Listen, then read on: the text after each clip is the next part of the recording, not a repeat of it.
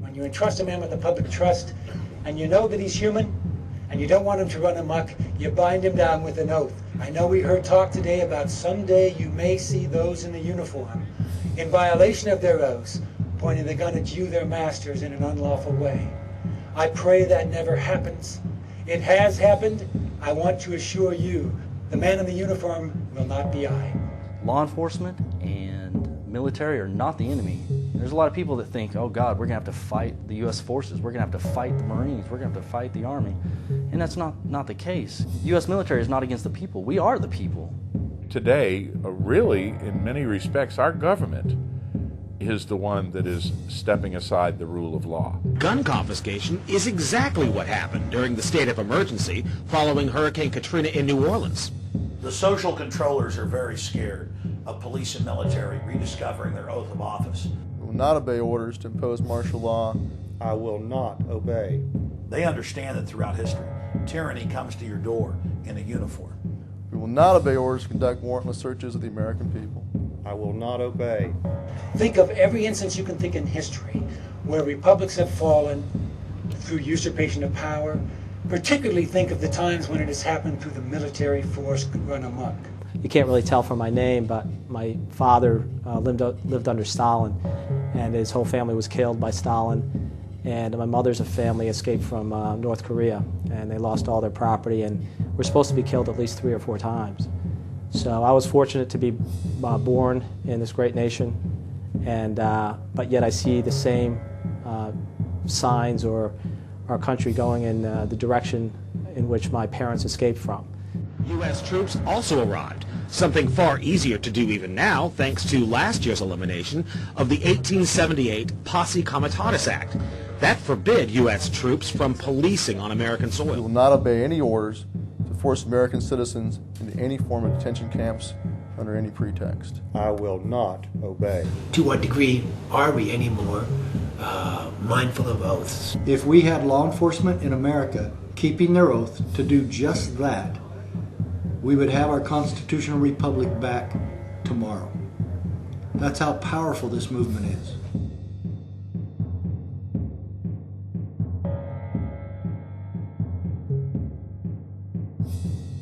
I'm Garrett Lear, the Patriot Pastor. This is where the battle was fought, right here in the Lexington Battle Green. This is sacred ground. This is one of the most important pieces of real estate in the history of America. This is where it happened, and this was the shot basically heard around the world, and still being heard around the world, I think. I grew up in the town of Lexington, standing on the green, playing on the green. When I was a boy growing up, my mother told me about our ancestry, and so I started to go on the village green in Lexington, but didn't pay a whole lot of attention except to the statue of John Parker. Everyone could look up to him because he wasn't white, he wasn't brown, he wasn't red, he wasn't yellow, he wasn't black, he's green, actually.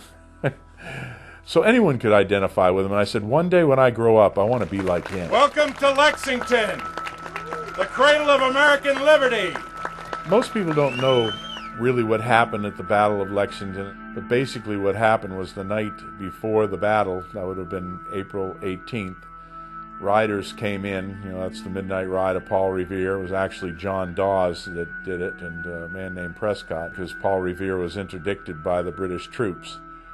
But they were bringing a message from Dr. Warren and the committees of correspondence and the committees of safety in Boston to tell them, looks like the British are mounted troops here, and we're not exactly sure what they're trying to do. They're probably going to go after the munitions that are in Concord, but they're probably going to try to capture Samuel Adams and John Hancock and either send them back to England in chains or shoot them right there or something.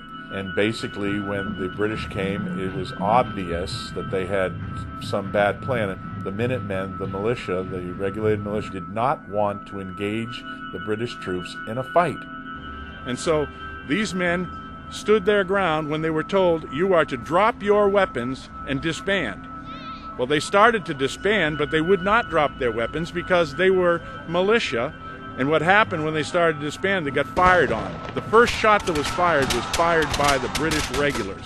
It was not fired by the Minutemen. It was not fired by the colonists. It was not fired by the people of Lexington. And we can find that in the narrative of Jonas Clark, the pastor. 8 of them got shot and killed. Many were bayoneted. Some died later of wounds. Many were wounded. But 8 died on this green. But they stopped the British as they were on their march to Concord. And they did what was right. This was a principled stand for freedom, and we're doing the same thing today. We will not obey orders to disarm the American people. I will not obey. Well, today we're here on the green at Lexington, April 19th, which is the anniversary of April 19, 1775, which was the first shot and fire of the American Revolution. I'm Stuart Rhodes, the founder of Oath Keepers, which is a non-partisan association of current serving military, police, and veterans, all of us who swore an oath to defend the Constitution. And our mission is to make sure that all of the other oath takers are oath keepers. Gun confiscation is exactly what happened during the state of emergency following Hurricane Katrina in New Orleans.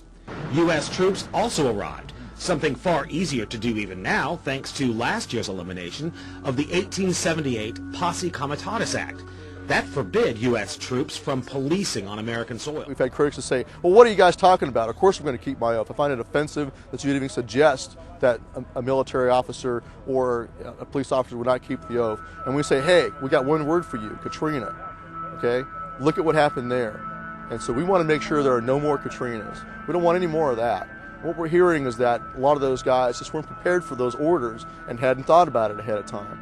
Then we have Lieutenant Commander Cunningham, Guy Cunningham, who was the author of the 29 Palms survey that was done back in 1995, where he surveyed the Marine Corps, some Marines at 29 Palms, and asked them whether or not they would fire on Americans who resisted in an attempt to disarm them. If orders came down to disarm the American people and they resisted, would they fire on them? And so the 29 Palms survey, ending with question 46, with the scenario that the government has banned all non-sporting firearms and that the American citizens in possession of these firearms have 30 days to turn them over to the local authorities.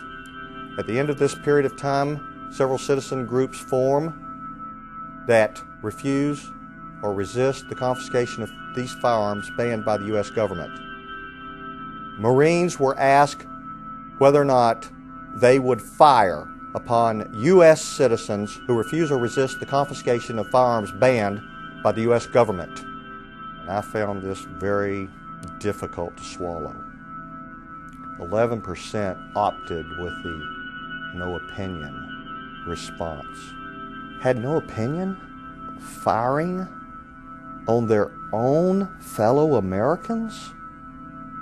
Of the remaining 26.34% answered that they would fire on their fellow Americans, U.S. citizens, who refused or resisted the confiscation of firearms banned by the U.S. government, who had no authority constitutionally to enact such a ban. My name's Sergeant Charles Dyer. I'm an Oath Keeper. I'm with the 1st Light Armored Reconnaissance Battalion out of Camp Pendleton, California. I absolutely could not, I can't imagine that we're living in the times where I have to worry about having to confiscate the weapons from the American people. Is that freedom? It's absolutely not freedom. That I have to worry that we're going to quarantine a city for the purposes of keeping them in their hostage, like Katrina? Absolutely not. That's not freedom in any way that you can think of it.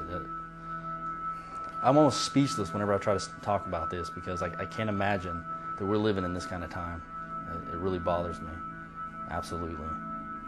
Because of the quotation March 11th, 1993 by President Clinton, because of the Clinton assault weapons ban that was being enacted, I formed a scenario that I knew would be explosive shouldn't have been, but because of the times and the machinations of certain forces to disarm the American people.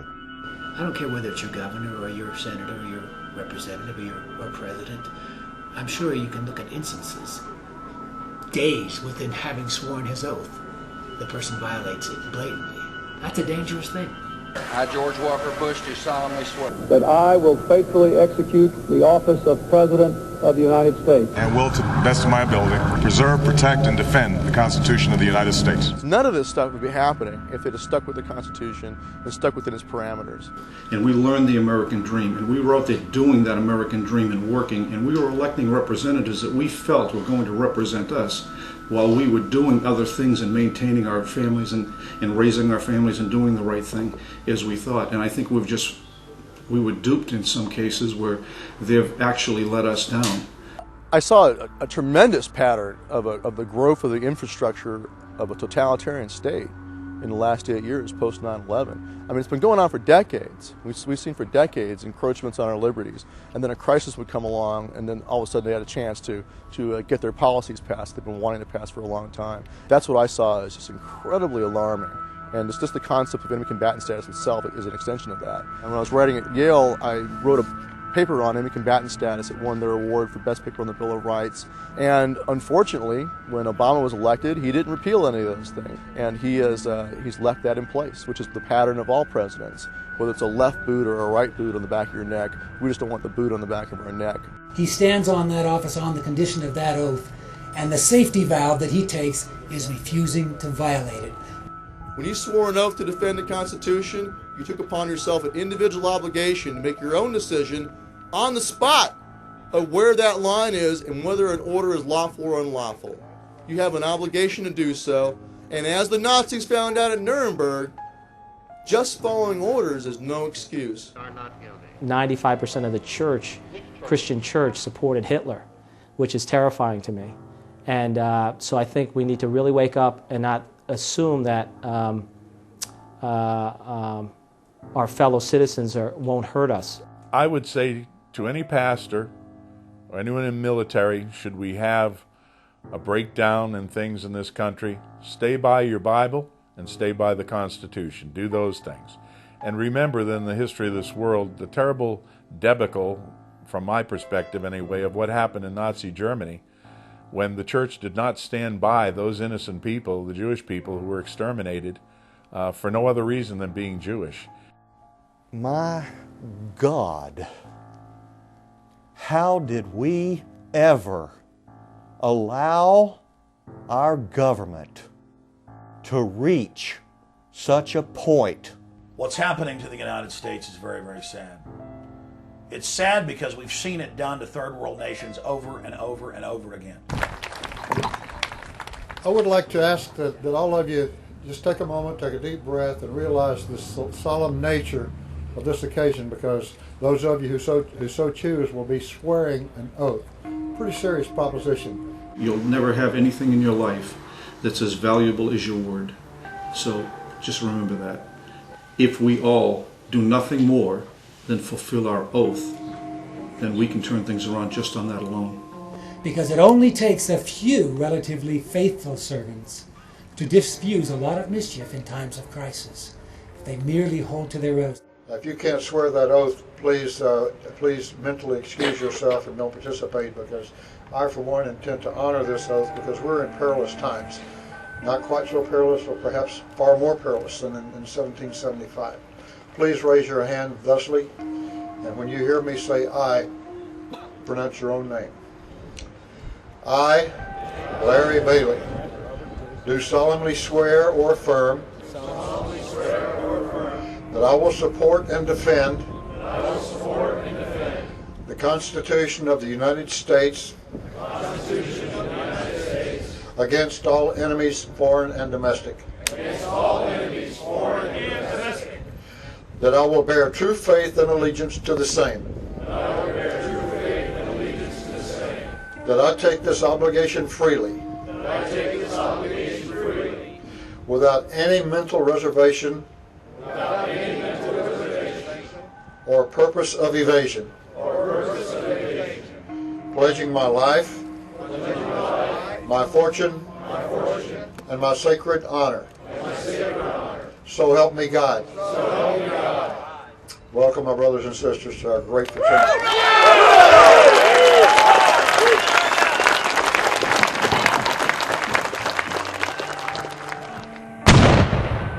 Oath Keepers, an association of active duty military, police officers, and veterans, all of us who swore the oath, and will keep our oath, and will honor our oath. If you swore an oath to defend the Constitution, honor your oath by joining us, the Oath Keepers, and become an Oath Keeper.